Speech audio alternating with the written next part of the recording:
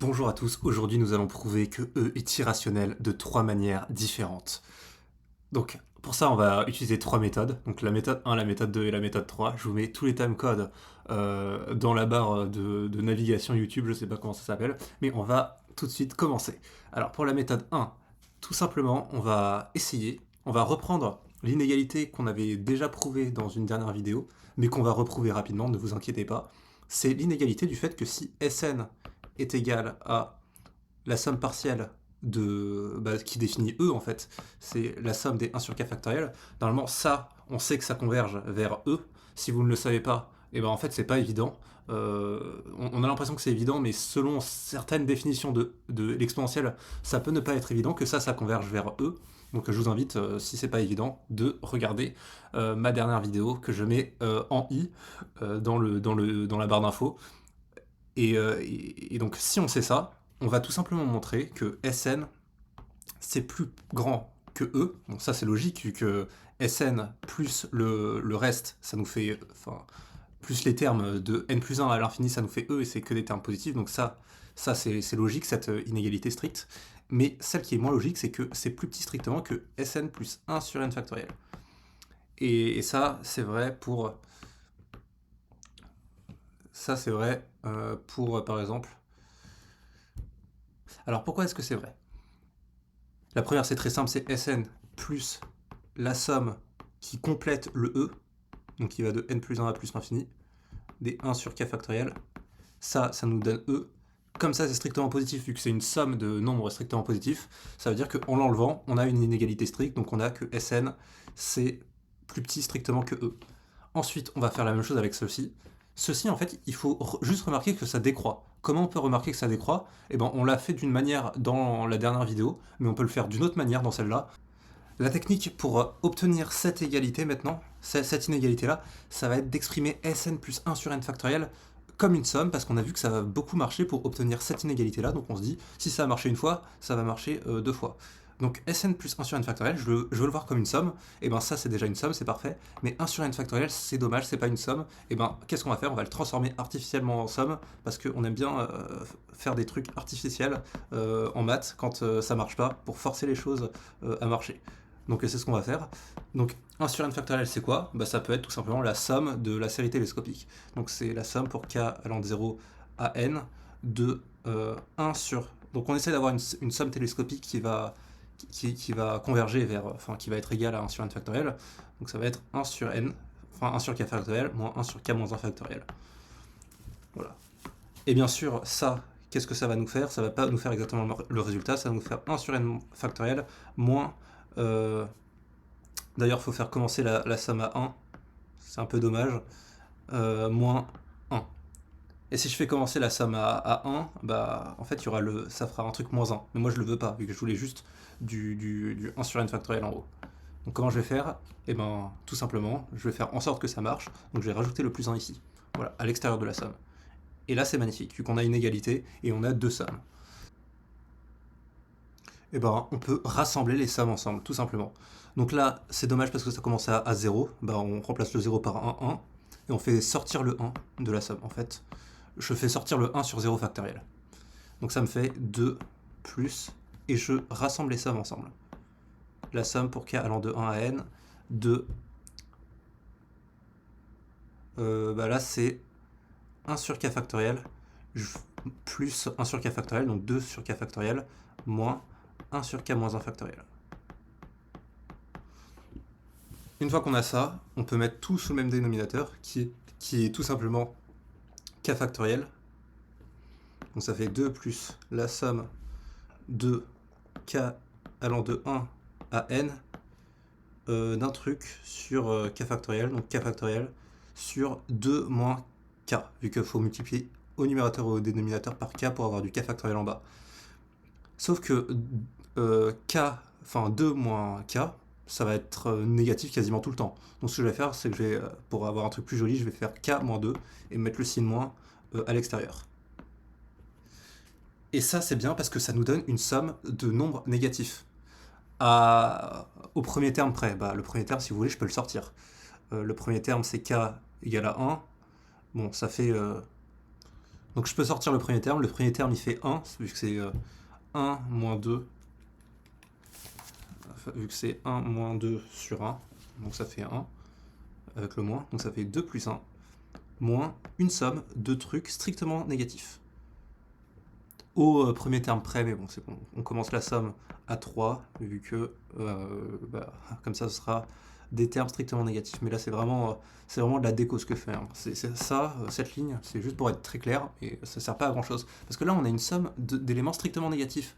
Donc qu'est-ce que ça veut dire? C'est que je peux tout simplement passer à la limite, en disant que ceci, c'est plus petit que 2 plus 1 moins la somme totale, vu qu'on somme des trucs strictement négatifs.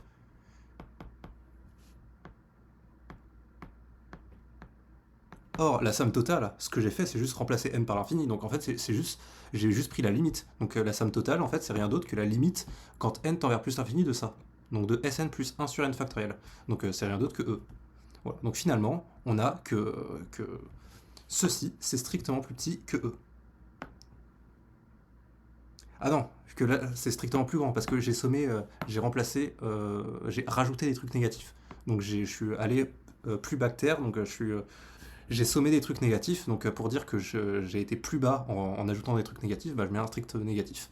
Donc on a bien que ceci, c'est strictement plus grand que E, parce que pour passer de ceci à E, eh ben, il faut sommer un nombre infini de trucs strictement négatifs. Bon bah ça veut dire qu'on décroît strictement. En gros, une autre manière de le voir, c'est de prouver que ça décroît strictement. Mais bon, là on l'a prouvé de manière très rigoureuse, donc on a que Sn, c'est plus petit que E, et c'est plus grand que Sn plus 1 sur n factoriel. Alors dans la dernière vidéo, toujours la même, j'ai fait une preuve un petit peu plus géométrique de ça, enfin vite fait. Je vous invite à aller la voir si vous voulez une autre façon de le prouver. Si ça vous a pas paru très clair, si ça vous a paru un petit peu, parce que des fois on n'aime pas les preuves, on les trouve un petit peu sorties du chapeau, il y a plein de preuves, c'est ça qui est rassurant. D'ailleurs c'est un petit peu ce qu'on voit dans cette vidéo. Pour prouver que E est irrationnel, il y a je vous donne 3 preuves, mais techniquement il y en a une infinité. Ok, maintenant qu'on a ça, ce qu'on va essayer de faire, c'est qu'on va se dire, ok, ça, Sn et Sn aussi, on se dit que si on met tout ça sous le même dénominateur, et le numérateur de ce qu'il y a ici, ce sera le même que le numérateur de ce qu'il y a ici, mais plus 1. Si je mets tout sous le même dénominateur. Et on voit que le même dénominateur, ce sera 1 sur n factoriel. Parce que tout ce qu'il y a dans Sn, ce sera quelque chose qui divise n factoriel. Donc je peux techniquement me dire que le même dénominateur, ça va être n factoriel. Ce qui fait que si E a un numérateur, et ce numérateur, il sera compris entre le numérateur de ceci et le numérateur de ceci plus 1. Or, le numérateur, c'est un nombre entier. Donc ça veut dire que si E possède un numérateur, donc si E est rationnel, alors son numérateur est compris entre le numérateur, donc un nombre entier de Sn, et le numérateur de Sn plus 1. Ce qui va être totalement absurde, parce qu'un nombre entier ne peut pas être compris strictement entre deux nombres entiers. Et c'est exactement ça qu'on va supposer. On va supposer que E égale à A sur B, donc il a un numérateur et un dénominateur. Le numérateur c'est A par exemple, et on va tout mettre sous le même dénominateur. Donc pour ça, je peux dire que Sn, ce qui est tout simplement la somme des k allant de 0 à n, si vous l'avez oublié, de 1 sur k factoriel, en fait ce que je peux faire c'est tout simplement multiplier le k factoriel par ce qui reste. Je multiplie le k factoriel par le produit de ce qui reste pour arriver à n factoriel, pour mettre sous le même dénominateur en fait. Donc je multiplie par le produit des i, pour i plus grand que k strictement et plus petit que n. Et je fais ça aussi sur en haut. Donc ça fait i plus grand que k plus petit que n. Et donc on voit bien que si j'appelle ça, je sais pas comment je vais appeler ça, si j'appelle ça ci, ou plutôt ck, et on a bien que le dénominateur ça va être tout simplement être n factoriel, vu que c'est le produit de 1 de i pour i allant de 1 jusqu'à n, parce que les autres termes ils sont compris dans le k factoriel. Donc ça veut dire que ça va tout simplement être la somme de k allant de 0 à n des ck sur n factoriel. Donc voilà, c'est comme ça que je mets tout au même dénominateur. Et bien sûr, comme j'ai mis tout au même dénominateur, en fait, la somme, je peux la faire monter sur le numérateur. Donc ça va être la somme pour k allant de 0 à n de ck sur n factoriel. Et avec le même principe, et ben Sn plus 1 sur n factoriel, bon bah ça c'est déjà au bon dénominateur, hein, c'est un peu pour ça qu'on l'a fait, et ben ça va être tout simplement la somme des ck plus 1 sur n factoriel. Et notre a, il est censé être compris entre les deux. Bon, il faut toujours pouvoir mettre le b sous le même dénominateur que n factoriel. Bon, ça c'est très simple, hein, pour pouvoir mettre le b sous le même dénominateur que n factoriel, on n'a pas encore pris n factoriel, n c'est un nombre totalement quelconque, donc on peut se dire, posons n plus grand que b. Ou n égale à b si vous voulez vraiment lui donner une valeur, mais il n'y a pas besoin de lui donner une valeur, hein. Rien que le fait de le prendre au hasard plus grand que b, ça va suffire. Donc si on prend n plus grand que b, et ben b peut être, b divise n factoriel, parce que n factoriel c'est le produit des 1 fois etc. jusqu'à b, donc b est dans les facteurs de n factoriel, fois b plus 1 fois jusqu'à n. Et bien c'est parfait. C'est parfait parce que je vais pouvoir dire que a sur b, en mettant au même dénominateur, donc vous multipliez par ce qu'il faut, hein. Donc égale 1 fois tatata fois b moins fois b fois, et là je rajoute des termes, jusqu'à n, voilà, donc là j'ai rajouté des termes sur, donc là le numérateur ce sera a fois 1 fois tatata privé de b, donc là il n'y aura pas b, il y aura b moins 1, etc. Enfin b moins 1, b plus 1, on prend pas le b.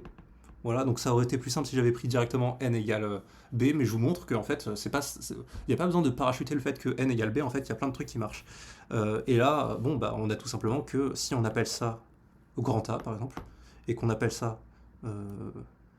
bah, on l'appelle ça n factoriel, hein, parce que c'est ça, bah, on a a sur b qui est égal à grand A sur n factoriel. En gros, on a tout simplement mis au même dénominateur. C'est ça qu'on a fait. C'est ça l'intuition, on met au même dénominateur. Comme il y a un numérateur qui existe, je mets au même dénominateur parce que je peux, et on va aboutir à une absurdité. Ok, bah si on remet notre inégalité qu'on avait là on connaît tout dans cette inégalité maintenant.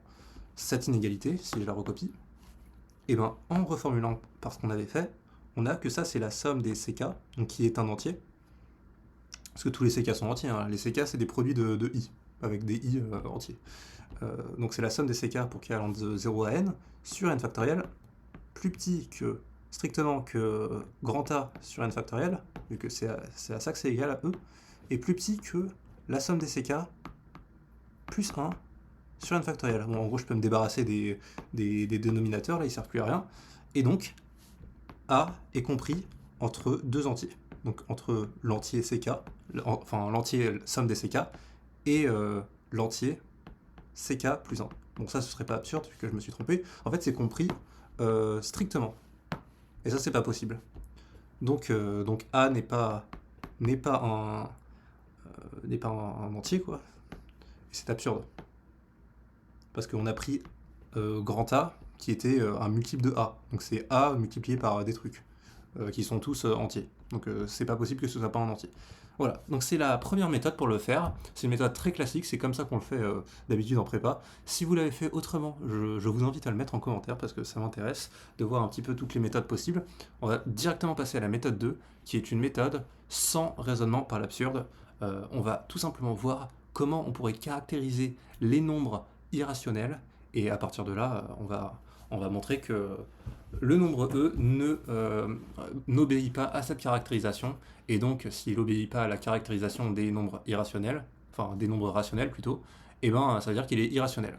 Alors qu'est-ce que ce serait qu'une caractérisation des nombres irrationnels? Et ben c'est tout simplement que Q, c'est très évident ce que je vais écrire, donc déjà méthode 2, Q en fait ça va tout simplement être l'ensemble des nombres totalement quelconques, hein, donc des x appartenant à R, tel qu'il existe, un petit c, ou un petit n'importe quoi, appartenant à n, cette fois-ci, tel que x fois c, ce soit un nombre entier.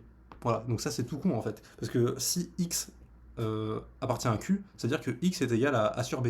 Et si je prends c qui est égal à un multiple de b, ou b tout court, et ben ça veut dire que x fois c, ça va être dans z. En gros, l'ensemble des nombres rationnels, c'est l'ensemble des nombres réels tels que il existe un nombre quelque part, tel que si je le multiplie par ce nombre, et ben le nombre que je me demande s'il est rationnel ou pas, et ben il va devenir entier.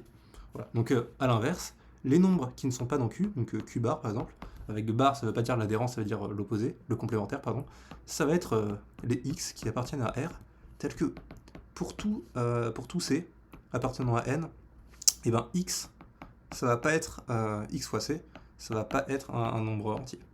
Donc, en gros, si je prends un nombre irrationnel, je peux le multiplier par ce que je veux, ça va jamais être un entier. Voilà, c'est un petit peu ça, la caractérisation très facile des nombres rationnels. Et on va voir que eux n'obéissent pas du tout à cette caractérisation, et donc ça nous permettra de conclure. Pour ça, on va utiliser une fonction, enfin une suite, qui va brute force le e. Cette suite, elle va multiplier e par tout ce qui est possible de multiplier e. Donc on va l'appeler en, et en ça va être la suite qui associe e fois on multiplie par tout ce qui existe. Donc bien sûr je ne peux pas multiplier e par l'infini, donc je vais me contenter de multiplier e par 1. Si ça ne marche pas, je vais multiplier par 2, par 3. De toute façon, si à un moment donné ça fait un nombre, ça fait un nombre entier, et ben tout le reste ça va faire un nombre entier parce que je continuerai à multiplier. Donc en gros je multiplie e par n factoriel quoi. Donc c'est e fois n factoriel. Et donc on peut dire que si e appartient à q, alors il va exister un c tel que e fois c appartient à z, et donc si le c à partir de n plus grand que c, et ben le c il va être dans n factoriel. Donc alors il existe un rang, donc, il existe c appartenant à R tel que pour tout c, pour tout n plus grand que c, on aura que en est un entier.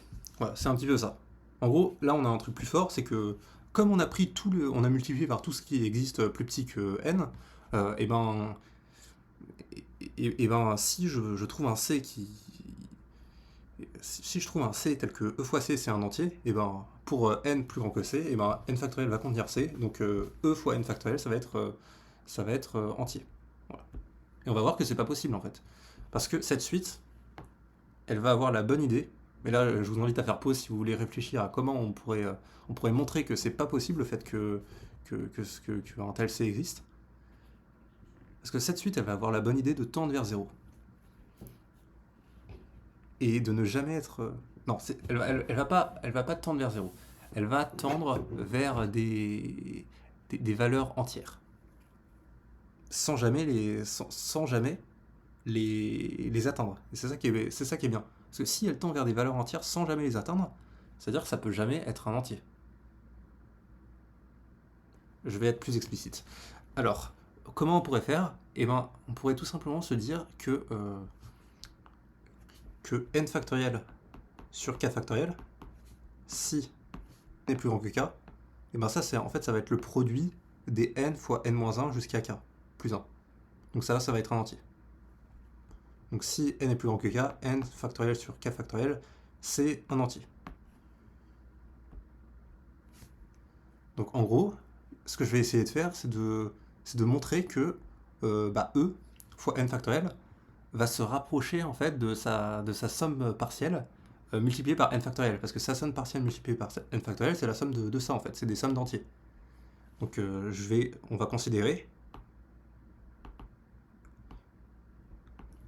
en moins la somme partielle de e, mais comme on a multiplié ici par n factoriel, on va le multiplier aussi ici. Donc fois n factoriel sur k factoriel. Pour k allant de 0 à n, parce qu'il faut bien que k ce soit plus petit que n pour que ça ce soit un entier.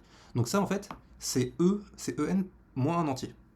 que je peux le noter quelque part, donc ça c'est en moins un entier, il n'y a pas grand chose à noter de plus. Moins un entier. Parce que c'est une somme d'entiers, voilà. Juste pour que vous le reteniez. Donc en moins cette somme, maintenant on va montrer que ça tend vers 0. Et c'est très puissant que ça tend vers 0, parce que si ça tend vers 0, ça veut dire que en se rapproche des entiers. La distance entre les entiers et en va tendre vers 0. Mais malheureusement, il va pas les atteindre, ce qui est très dommage. Donc en moins n factoriel, comment je montre que ça tend vers 0? Eh bien, tout simplement en disant que c'est 1 sur n factoriel, enfin non, c'est n factoriel tout court, fois e moins k allant de 0 à n de 1 sur k factoriel, vu que je factorise le n factoriel. Ok, et ça, c'est jamais égal à 0. Donc déjà, c'est égal à ça, mais ça, c'est toujours différent de 0. Pourquoi? Parce que ça, c'est la somme partielle, donc il lui manque une infinité de termes strictement positifs pour atteindre le e. C'est un petit peu ce qu'on avait prouvé ici. Je sais pas où on l'a prouvé très rapidement, voilà. Sn plus une somme de nombres strictement positifs, donc un truc strictement positif, est égal à e. Donc ça veut dire que forcément, Sn va toujours être différent de e. Donc Sn c'était ça.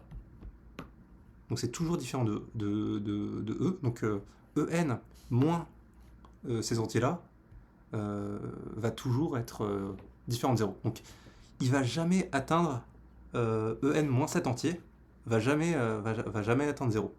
Et là, on va voir que ça tend vers 0. Voilà, donc je repars de ce qu'on avait. Comment montrer que ça tend vers 0? Parce qu'on sait que ça tend vers 0, mais c'est multiplié par n factoriel. Et bien là, il faut se souvenir d'un résultat très important, c'est que ceci, c'est toujours très proche de e. En fait, c'est proche à 1 sur n factoriel près, voire même moins, un petit peu moins que 1 sur n factoriel près. Et c'est ça qu'on va utiliser. Et comment on prouve ça? On prouve ça avec le théorème de Lagrange. Le théorème de Taylor reste intégral. Donc Taylor reste intégral, il nous dit tout simplement que E c'est égal à cette somme partielle. Donc E c'est égal à Sn plus le reste intégral. Donc je vous invite à le vérifier, mais c'est l'intégrale de 0 à 1 de fois 1 sur n factoriel. Et à l'intérieur c'est 1 moins t puissance n sur... du coup c'était sur n factoriel, mais là il n'y a plus le n factoriel. Fois e puissance t dt. Et j'ai toujours le moins Sn qui est celui-là. Voilà, donc je peux simplifier les Sn en fait, tout simplement. Et ça me fait tout simplement que En moins la somme d'entiers, ça va tout simplement être égal à 1 sur n factoriel. Pas 1 sur n factoriel, vu qu'on n'oublie pas le n factoriel d'ici, donc ça simplifie les deux. Donc à l'intégrale de 1 moins t puissance n fois exponentielle de t dt. Et maintenant, il reste juste à prouver que ceci tend vers 0. Comment on peut prouver que ceci tend vers 0? Tout simplement, soit on passe par le théorème de convergence dominée, on voit bien que ça, pour t entre 0 et 1, ça tend vers 0, soit on passe tout simplement par le fait que e puissance t, c'est tout simplement plus petit que e, donc ça c'est plus petit que e fois l'intégrale de 1 moins t puissance n, l'intégrale de 1 moins t puissance n entre 0 et 1, ça fait l'intégrale de t puissance n qui fait l'intégrale de 1 sur, enfin qui fait 1 sur n plus 1. Voilà, donc, et ça tend bien vers 0. Finalement, En moins les entiers, je vais appeler cette suite la suite d'entiers, parce que c'est tout ce qu'elle est, ça tend vers 0. Voilà, avec entier c'est ça, voilà, parce que c'est une somme d'entiers, donc c'est un entier. Donc, et on sait qu'elle tend vers 0 en étant toujours différente de 0. Qu'est-ce que ça veut dire? Ça veut dire que, à partir d'un certain rang, donc APCR, encore une fois les abréviations il faut les expliquer, sinon vous ne pouvez pas les utiliser au concours, APCR, En moins cet entier fonction de n bien sûr, va être dans 0,1. Pourquoi dans 0,1? Parce que ça se rapproche infiniment de 0, donc ça peut être plus petit que 1 strictement, et là ça nous dit pas que c'est strictement plus grand que 0. En fait ce qui nous dit que c'est strictement plus grand que 0, c'est que ça peut pas être égal à 0. On l'avait prouvé juste ici. Ici. Voilà. Bon, on l'a pas vraiment prouvé, mais je l'ai dit à l'oral. Et je l'ai dit de manière assez convaincante, mais si j'ai pas été convaincant, mettez en commentaire, et j'essaierai de l'être plus. Et si c'est un entier, si En moins entier n, ça appartient à 0,1, ça veut dire que c'est pas un entier. Donc ça, c'est pas un entier. Donc, et si en moins un entier n'est pas un entier, bah en moins un entier plus un entier n'est pas un entier non plus. Donc en n'est pas un entier. Donc n factoriel n'est pas un entier. Enfin, n factoriel fois e n'est jamais un entier. À partir d'un certain rang. Mais en fait, ça nous suffit à partir d'un certain rang. Parce que si il y avait un entier, donc c tel que c fois e appartient à z, ça veut dire que pour tous les n plus grands que c, n factoriel fois e, ça appartient à z. Et donc c'est pas possible. Et donc on a que il n'existe aucun entier tel que c fois e appartient à z. Donc e est irrationnel. Voilà, c'était la preuve sans raisonnement par l'absurde. On a utilisé quelques petits raisonnements en contraposé par-ci par-là, mais on les a presque pas vus. Donc on va tout de suite passer à la méthode 3. Alors la méthode 3, on va essayer de la faire un peu vite, vu que ça fait quand même longtemps qu'on a commencé la vidéo. Donc en fait, la méthode 3, ça va tout simplement être d'écrire E comme AN plus, ou plutôt SN. Hein. SN, on le connaît bien maintenant, c'est la SN, je rappelle, pour ceux qui sont passés directement à la méthode 3, sans regarder les autres méthodes, attention. Donc c'est K, la somme pour K allant de 0 à N, de 1 sur K factoriel. Voilà, c'est la somme partielle. Donc E, c'est égal à SN plus le reste. Donc le reste, évidemment, vous l'aurez deviné, c'est la somme de K allant de N plus 1 à plus infini de 1 sur N factoriel. Enfin, 1 sur K factoriel plutôt. Donc on a bien que E c'est égal à Sn plus Rn, donc la somme partielle plus le reste. Jusqu'à là, rien d'anormal.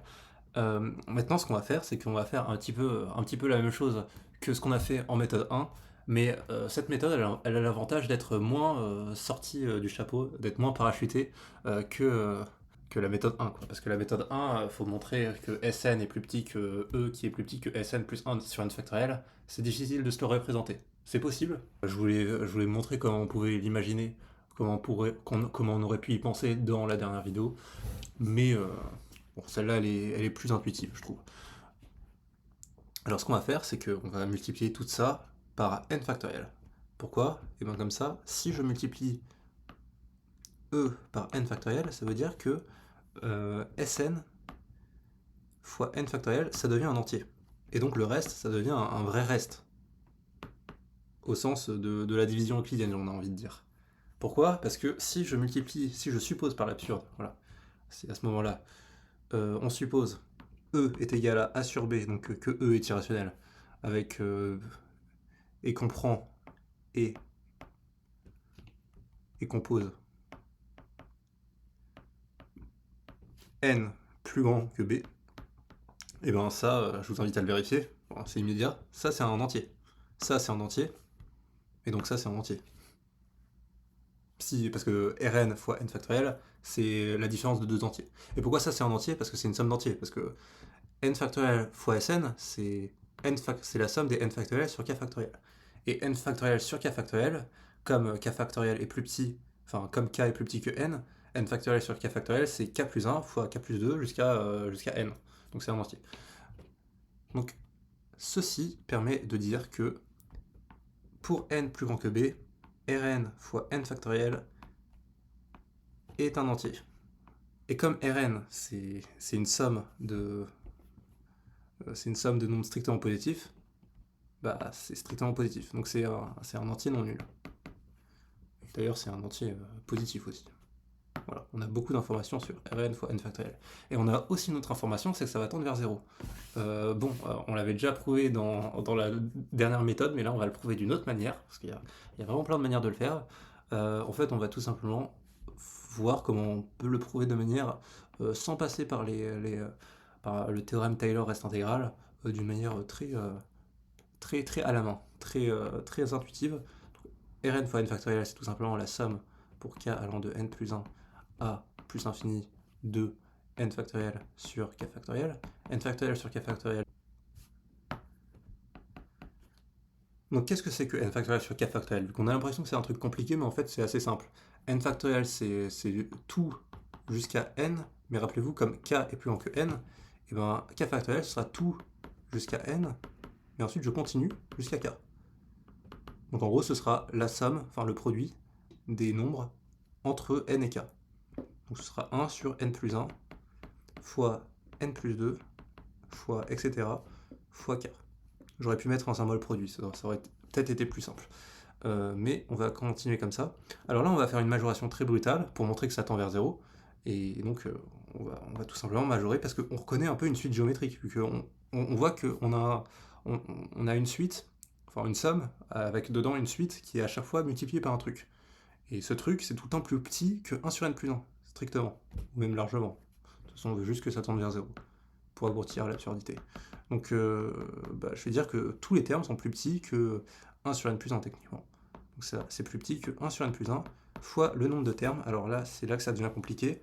En fait, ce qu'on a fait, c'est qu'on a fait 1, 2, on a compté jusqu'à n-k. Parce que n plus n moins k, ou plutôt jusqu'à k moins n. Vu que n plus k moins n, ça fait k. Donc j'ai n moins k termes. Et ça, c'est très bien parce que ça, c'est exactement une somme géométrique. Deux raisons, 1 sur n plus 1, et deux premiers termes, 1 sur n plus 1 à la puissance moins 1. Enfin, 1 sur n plus 1 tout court. Alors là, il y a une formule qui n'est pas très connue, mais qui permet de calculer des sommes de séries, des sommes de suites géométriques très facilement. C'est tout simplement de retenir tout simplement ça. C'est le premier terme, donc de la série géométrique. Donc le premier terme, c'est 1 sur n plus 1, moins le terme suivant le dernier. Donc le terme suivant le dernier, comme là c'est plus l'infini, et ben c'est tout simplement 0, vu que 1 sur n plus 1 c'est strictement plus petit que 1, donc ça converge bien. Mais ça marche aussi quand on a une somme finie, une somme géométrique finie. Donc premier terme moins terme suivant le dernier, sur la raison moins 1. Ou 1 moins la raison. Non, c'est sur 1 moins 1 la raison. De toute façon, sinon ça sera négatif. Donc 1 moins la raison, et la raison c'est 1 sur n plus 1. Et maintenant, on a le résultat de notre somme géométrique sans avoir à faire des manipulations inutiles. Et ça peut vous sauver de précieuses minutes et de précieuses erreurs lors de vos concours. Alors, comment on va calculer ça? Tout simplement en multipliant tout par n plus 1. Donc ça fait, en haut ça fait 1, et en bas ça fait n plus 1 moins 1. Donc ça fait 1 sur n. C'est parfait parce que 1 sur n, ça a le bon goût de tendre vers 0. Donc ça va avoir le bon goût également par théorème des gendarmes, parce que c'est plus grand que 0 strictement. Donc Rn fois n factoriel tend vers 0. Or, ça peut que prendre des valeurs entières. Donc ça veut dire qu'à un moment donné, ça va être strictement plus petit que 1, donc ça va être égal à 0, et c'est pas possible, vu que Rn, c'est une somme de nombres strictement positifs. Donc c'est absurde. On peut aussi utiliser le fait que une suite d'entiers convergentes est stationnaire. Voilà. Il y a plein de manières de le faire. Et donc c'est absurde, et donc E est irrationnel. C'est la fin de notre troisième méthode. Si vous voulez un récapitulatif de toutes ces méthodes, je vous invite à télécharger la fiche en description, elle est totalement gratuite, et ça vous permettra de mieux retenir ce qu'on a fait dans cette vidéo, parce que ça peut être utile de retenir un petit peu la méthode, toutes les étapes qu'on a utilisées, parce que c'est des trucs qui peuvent vraiment être utiles dans vos exercices de prépa. Ça se trouve, vous allez réutiliser ça, et pour vous le prouver, en fait, dans la vidéo qui va sortir après celle-ci, on va faire un exercice, donc je peux d'ailleurs vous le donner directement. On va s'intéresser à la série entière des x puissance k factoriel fois moins 1 puissance k. Donc ça, on peut voir que c'est défini pour tout x appartenant à 0, 1 par exemple. Et on veut savoir si ça a une limite en 1. Mais si ça a une limite, c'est quoi la limite? Et pour établir ça, on va utiliser des raisonnements similaires à ce qu'on a fait dans cet exercice. Donc ça prouve vraiment l'utilité d'essayer de se familiariser avec ce qu'on a fait. Et pour ça, vous pouvez télécharger la fiche. Voilà, je vous remercie d'avoir regardé, et je vous souhaite de passer une excellente journée. À la prochaine.